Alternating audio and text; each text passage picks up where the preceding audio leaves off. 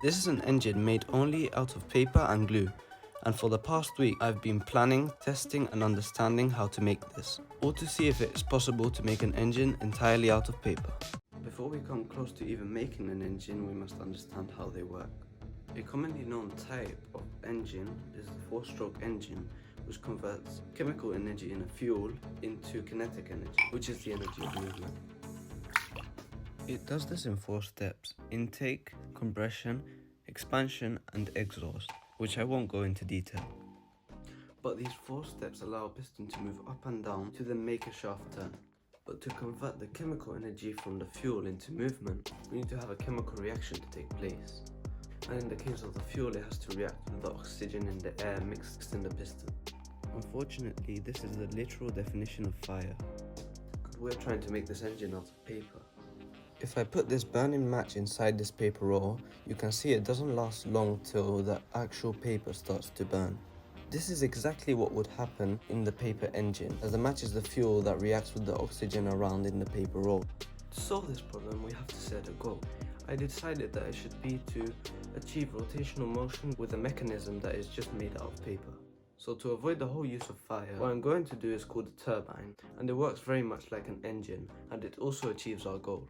Turbines take kinetic energy from a moving liquid or gas instead of taking chemical energy from fuels, and they convert that energy into rotational energy, which is what we want. The type of turbine I'm going to make is called a Tesla turbine. Not Tesla like that car in space, but Tesla as in Nikola Tesla, the inventor from the 18 to 1900s. He made a turbine which, according to the internet, can reach efficiencies up to 95%.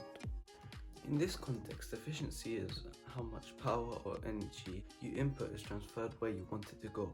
In our case, it's the rotational motion of the shaft. The rest of the energy goes into heat or sound where we don't want it to go. I can assure you that a turbine made out of paper won't get anywhere near to 95% efficiency, but it still has to reach a high enough efficiency to work. This is a Tesla turbine I made a while back out of things that I could find around the house, like a toothpick, some paper, and a straw. As you can see, it has no blades, but instead it has these discs that have a high surface area, causing more drag, so they are pulled around with the moving air.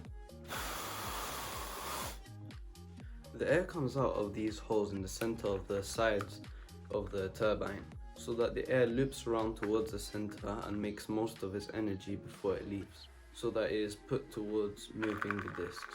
Now I need to make a plan for the paper turbine, as the shaft, discs and the body will all be made out of paper, making this a challenge. I will only put a single input of air because it will make it more efficient, unlike this other turbine I built. Also, since this is made out of paper, it would be easier to have the rest for the shaft as the output as well. Here's a time lapse of me planning.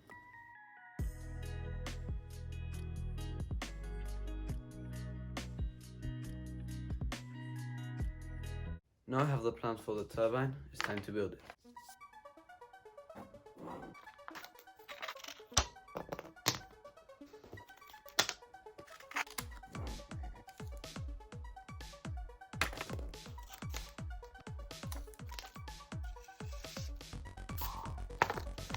And now it's time to test this turbine.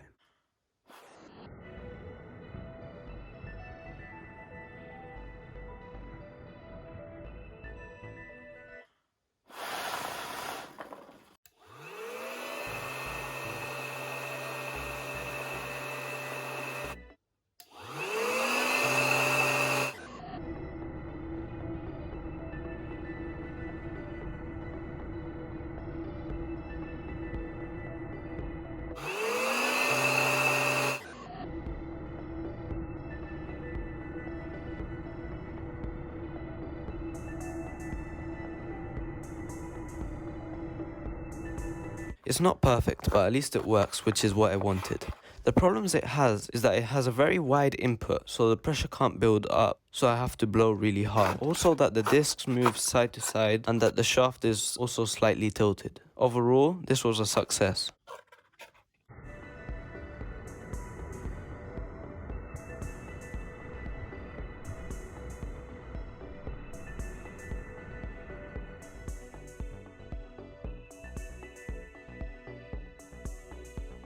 fact that I made this out of only paper and glue is incredible. So if you want to see more stuff like this, please subscribe and share this video to people who would like this content and help us reach that goal. That's the end of the video. Thanks for watching.